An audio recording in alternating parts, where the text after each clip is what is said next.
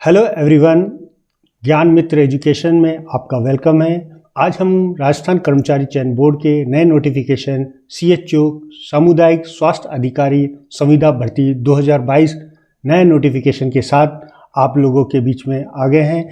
अब ये नोटिफिकेशन आप 1000 नहीं, 2000 नहीं, 3000 नहीं, 3531 पोस्टों के लिए ये आवेदन आ चुके हैं। इसका नोटिफिकेशन 1 नवंबर 2022 को जारी हो गया, जो कि 1227 जो अभिवर्तना है उसके थ्रू आया गया है। अब ऑनलाइन आवेदन की प्रक्रिया आपको करनी पड़ेगी। इसके लिए आपको अधीनस्थ बोर्ड की साइट, जो कि यहाँ मैं मेंशन दिखा रहा हूँ, rssmb.rajasthan.in के माध्यम से कर सकते हैं, या आप चाहें तो SSO ID के थ्रू लॉगिन करके बता सकते हैं। इसके बाद आपको ये एक OTR फाइल करना पड़ेगा। OTR प्रोफाइल सबमिट होने के बाद आप एप्लीकेशन ID आपकी जनरेट हो जाएगी। एप्लीकेशन ID आपके जनरेट में अगर आपको कोई भी प्रॉब्लम आती है तो इन्होंने हेल्प डेस्क नंबर नीचे मेंशन कर रखा है। या तो चाहे तो आप इस हेल्प डेस्क नंबर पर मेंशन कर लें, या जो GME ई मित्र सपोर्ट है, जो कि आपके ऑनलाइन फॉर्म भरने में आपको सुविधा प्रदान करेंगे, उसके कॉन्टैक्ट नंबर आपको नीचे डिस्क्रिप्शन में आपको मिल जाएंगे। तो आप फील फ्री होकर उस पर आप बात कर सकते हैं और अपनी समस्या का समाधान तुरंत प्राप्त कर सकते हैं। ऑनलाइन फॉर्म एप्लीकेशन भरने के बाद आपको कितना पेमेंट लोगों में, विद्यार्थियों में, एप्लीकेंट में ये रहता है कि फ़ीस इसकी क्या होगी, 200, 500, 1000 पता नहीं रहता है। लेकिन मैं यहाँ क्लियर कर देता हूँ, जो जनरल कैटेगरी है और क्रीमी लेयर की OBC कैटेगरी है उनकी 450 फीस है, 450 रुपये। नॉन क्रीमी लेयर और EWS वालों की 350, और जो दिव्यांग हैं या SC/ST कैटेगरी की उनकी 250 रुपये की फ़ीस है। अब इसके लिए एलिजिबल कौन है? इसके लिए एलिजिबल हमारे सामान्य कैटेगरी, अनुसूचित जाति, अनुसूचित जनजाति, अन्य पिछड़ा, अति पिछड़ा, सबकी कैटेगरीज दे रखी है, जिसमें यहाँ पर 3071, 779। इसके मैं डिटेल डिस्क्रिप्शन में नहीं जा रहा हूँ क्योंकि फिर हमारा वीडियो लंबा हो जाएगा। और फिर आगे चलते हैं हम।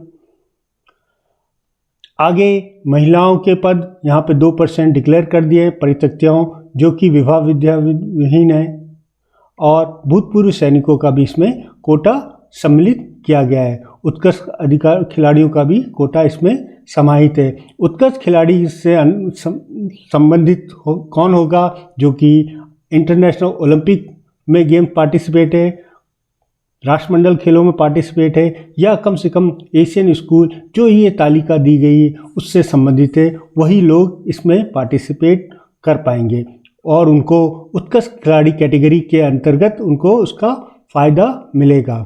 अब इसके अंतर्गत आगे हम देखते हैं कि इसका हर वैकेंसी का यही एम रहता है कि सर हमें इसमें पेमेंट कितना मिलेगा, क्या इसका पेमेंट है, क्या मानदेय है। तो ये संविदा बेस भर्ती है और इसका मानदेय 25,000 है।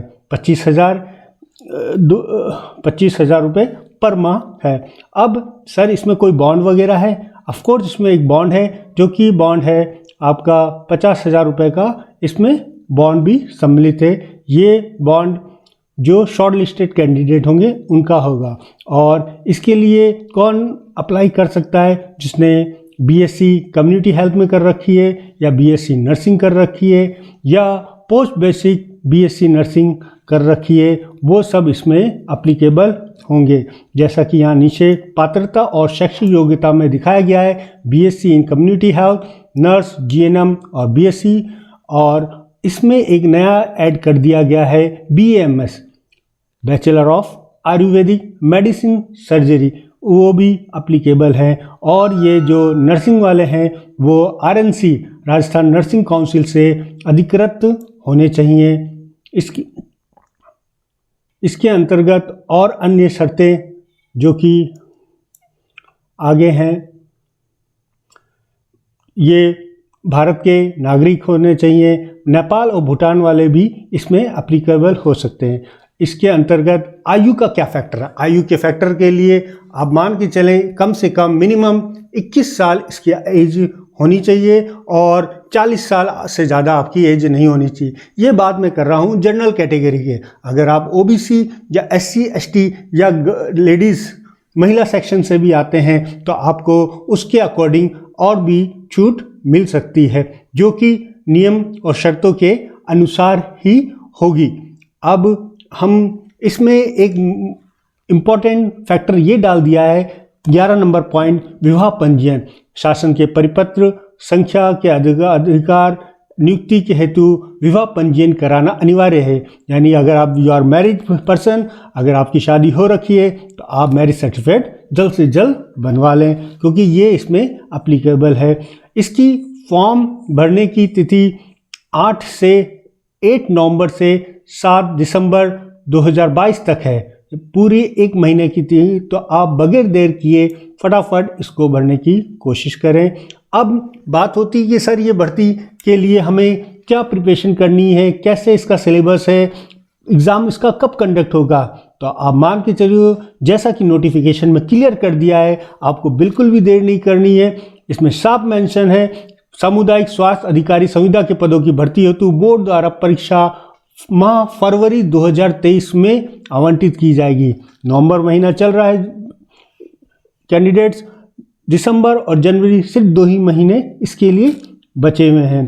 प्रवेश पत्र आपको न्यूज़पेपर के माध्यम से पता चल जाएगा और इसके लिए और नई शर्तें,